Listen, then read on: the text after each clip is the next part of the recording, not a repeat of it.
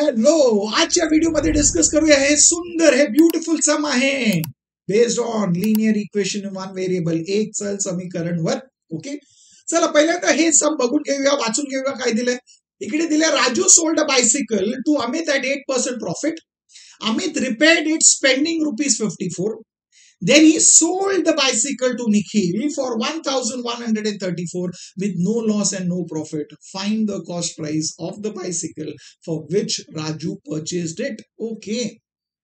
चला आता आपल्याला आपण हे सम वाचून तर झालं. आता काय कळालं आपल्याला, इकडे आपल्याला माहितीये बायसिकल बद्दल म्हणतोय. ओके, आणि कोण इकडे परचेस करते आणि कोण इकडे विकतंय.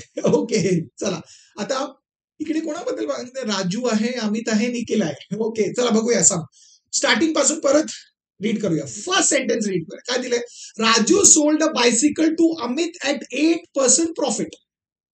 म्हणजे राजू जो आहे त्याच्याकडे एक बायसिकल आहे. ओके, हे कॅरेक्टर मी असंच घेतो तुम्हाला समजण्यासाठी. म्हणजे राजूकडे एक बायसिकल आहे. ओके, आता त्याने हे बायसिकल खूप युज केलं, आता त्याला ना नवीन बायसिकल घ्यायचंय असं सांगतोय तुम्हाला. ओके, आणि त्यासाठी तो काय करतोय, हे जे बायसिकल आहे ना तो विकतोय. कोणाला विकतोय, अमितला विकतोय. म्हणजे हा आला अमित. ओके, याला विकलं. याला विकताना त्याने इकडे नफा केलाय. नफा म्हणजे प्रॉफिट केलंय, फायदा केलाय स्वतः.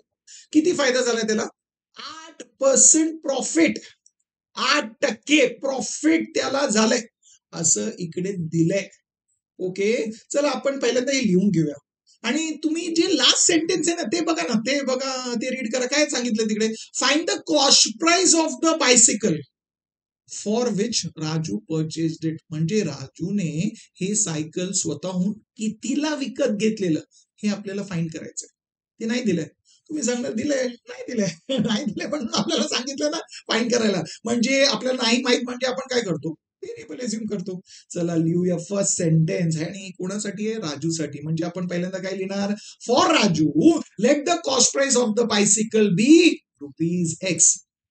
पहिल्यांदा आपण फॉर राजू काय लिहिलं, नाहीतर नेहमी आपल्याला प्रत्येक स्टेटमेंट मध्ये for Raju for Raju for Raju लिहावं लागेल. त्यामुळे मी स्टार्टिंगलाच राजू लिहिलंय. ओके, तर राजूसाठी हे जे कॉस्ट प्राइस आहे सायकलचं आपण घेतलंय ₹X. म्हणजे राजूने हे सायकल विकत घेतलेलं ₹X ला आपल्याला एक्सचं व्हॅल्यू फाइंड करायचंय. म्हणजे या चलाचं व्हॅल्यू फाइंड करावं लागेल. म्हणजे समीकरण फॉर्म करावं लागेल.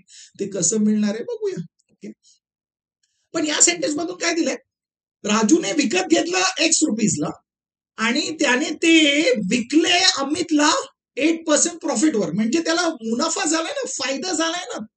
ओके, नफा झालाय त्याला. म्हणजे प्रॉफिट किती आहे, 8%, 8%. 8% कशावर, प्रॉफिट जे असतं, जे फायदा असतं ते नेहमी कॉस्ट प्राइस वर असतं. म्हणजे 8% of the cost price. Cost price किती आहे, X. म्हणजे 8% ऑफ X. एकदम सोपं. चला मी एक उदाहरण देतो. समजा मी काय विकत घेतलं ₹100 आणि ते त्याच्यावर मला फायदा झालाय 8%, 8%. म्हणजे 8% ऑफ 100 ना, त्याच्यावर म्हणजे कॉस्ट प्राइस वर. ओके, जर 8% ऑफ 100 किती आहे, ₹8. म्हणजे मला प्रॉफिट किती झाले, ₹8. ते एक्झाम्पल दिलं. इकडे आपण फाईन करतो. तुम्ही सांगणार 8% म्हणजे 8/100. ओके, लिहा तिकडे 8/100 ऑफ X म्हणजे इंटू X लिहा. आता तुम्ही सांगणार हे आपण कॅन्सल करू शकतो, 8 आणि 100 4 पैकी. मी सांगतो कॅन्सल आता नको, लास्टला बघूया. आता 8 इंटू X काय येणार आहे, 8X न्यूमरेटरला आणि डिनॉमिनेटरला काय 100. म्हणजे राजूला प्रॉफिट किती झालंय, त्याला फायदा किती झालाय, 8X/100. ओके, आता मी जे एक्झाम्पल दिलं, 100ला मी खरेदी केलं, मी ते याच्यावर प्रॉफिट झाला, मला फायदा झाला ₹8. म्हणजे मी कितीला विकलं असेल ते, 100 प्लस 8 म्हणजे 108ला विकलं ना, तेव्हाच मला प्रॉफिट झालं ना.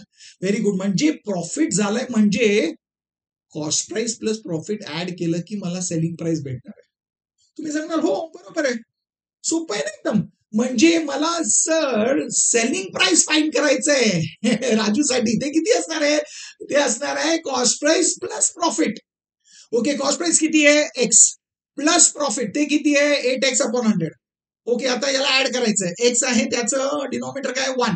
दोघांचं डिनॉमिनेटर सेम आहे का, नाही. म्हणजे आपल्याला एलसीएम घ्यावा लागेल. म्हणजे आपण काय लिहिणार आहोत, 100 इंटू एक्स काय येणार आहे, 100x plus 8x upon 100. Very good. म्हणजे काय येणार आहे, 108x अपॉन 100. Very good. म्हणजे आपल्याला हे समजलंय की राजूसाठी त्या सायकलचं सेलिंग प्राइस किती होतं, राजूने हे विकलं आहे 108x अपॉन 100 मध्ये. Very good. इंटरेस्टिंग आहे ना.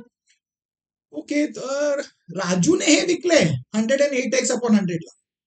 कोणाला विकलंय, अमितने. म्हणजे अमितने हे विकत घेतलंय ना या रेटला. म्हणजे अमितसाठी हे काय, राजूसाठी ते सेलिंग प्राइस, बट अमितसाठी काय, कॉस्ट प्राइस. Very good. हे आपल्याला समजलं. Wow, interesting. चांगलं आहे.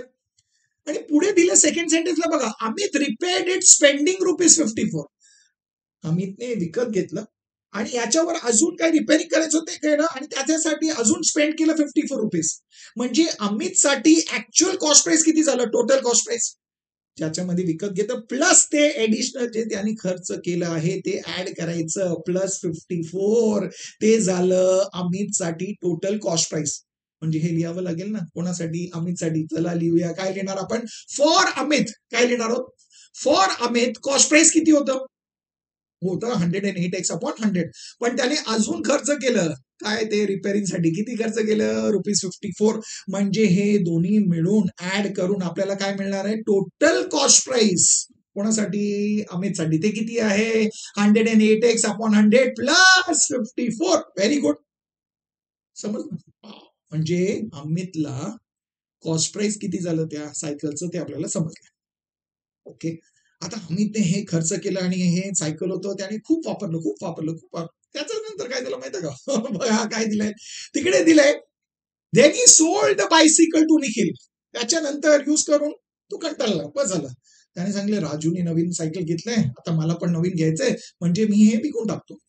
ओके. त्याने ते विकलं त्याच्या एका मित्राला आणि तो आहे निखिल. निखिलला विकलं. ओके. आणि एकदम खास मित्र होता. ओके. काय दिलं बघा, त्याने अमितने हे विकलं निखिलला. ओके. कितीला विकलं, 1134. म्हणजे अमितने ते सायकल कितीला, सेलिंग प्राइस काय अमितसाठी ते दिलंय. Okay. With no loss and no profit. हे इंटरेस्टिंग आहे. अमितने सांगितलं निखिल ना माझा एकदम खास मित्र आहे, म्हणजे मी विकतोय पण मला याच्यावर काही कमवायचं नाहीये, म्हणजे फायदा नको, म्हणजे नो प्रॉफिट. पण माझं मी नुकसान पण नाही करून घेणार, म्हणजे नो लॉस. एकदम सोपं आहे. जर मी 100ला काय विकत घेतलं, म्हणजे माझं कॉस्ट प्राइस 100 आहे. ओके, 100 आहे आणि मी ते सेल पण केलं 100ला. ओके, सेलिंग प्राइस पण 100 आहे. म्हणजे मला काय आलं, प्रॉफिट झालं का, खरेदी केलं 100ला, विकलं 100ला, म्हणजे प्रॉफिट नाही. पण काय माझं नुकसान झालं का, नाही.